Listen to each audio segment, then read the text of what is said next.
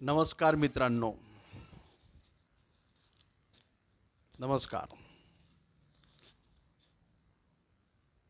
आत्ताच आपले माननीय अजितदादा पवार साहेब देवाघरी गेले. त्यांना भावपूर्ण श्रद्धांजली.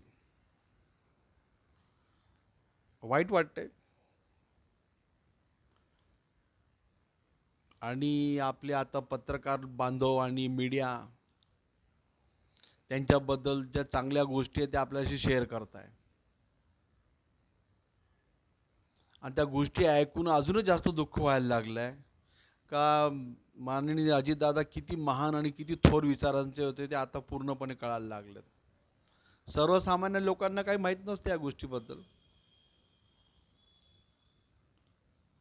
ते आता देवा घरी गेल्यानंतर एक एक माहिती एक एक गोष्ट माहिती पडते त्यांच्या चांगल्या कर्तव्याबद्दल, त्यांच्या चांगल्या कामाबद्दल. माझी तर पत्रकार लोकांना आणि मीडियाला एक नम्र विनंती आहे. आजपासून जेही लीडर तुम्हाला चांगले दिसत असतील त्यांचं कौतुक करा, त्यांच्या कामाची प्रशंसा लोकांपर्यंत पोहोचवा.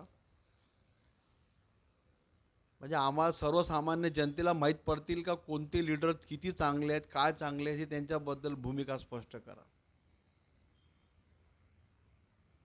म्हणजे आज एवढे महान आहेत आपले अजितदादा, हे आता ते गेल्यानंतर आम्हाला कळते. आणि असं वाटते का या व्यक्तीला आपण एकदा भेटायला पाहतो. पण माझं नशीब चांगलं आहे.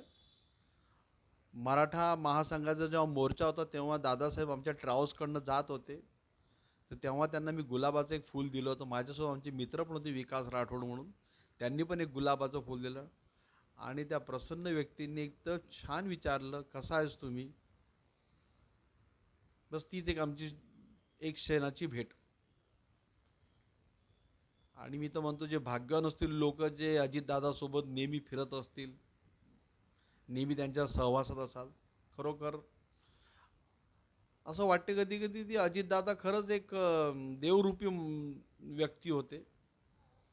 त्यांचं कामाचा आलेख जर पाहायला वाचला तर असं वाटतं खरोखर ग्रेटच होते दादा. त्यांना मनापासून माझी भावपूर्ण श्रद्धांजली. आणि पत्रकार लोकांना एक नम्र विनंती, मीडियाला पण नम्र विनंती, आजपासून महाराष्ट्रामध्ये म्हणा भारतामध्ये जेही लीडर असतील पॉवरफुल जे चांगले काम करणार आहेत त्यांचं तुम्ही आमच्यासोबत गोष्टी शेअर करा. त्यांना मीडियामधून दाखवा त्यांच्या कामाचे कर्तव्य. आणि प्रत्येक लोकांबद्दल त्यांच्याबद्दल काय आहे बोलणं ते सुद्धा आम्हाला कळवा. जेणेकरून आता याच्या पुढचे जे व्यक्ती येतील, लीडर येतील, त्यांना त्यांना त्यांच्याबद्दल आम्हाला माहिती मिळाली पाहिजे. आणि एवढे थोर व्यक्ती असतात त्यांचे विचार आम्हाला ऐकायला आवडतील, त्यांचं अनुसरण करायला आवडेल. हीच एक नम्र विनंती. जय हिंद, जय महाराष्ट्र. पुनश्च भावपूर्ण श्रद्धांजली.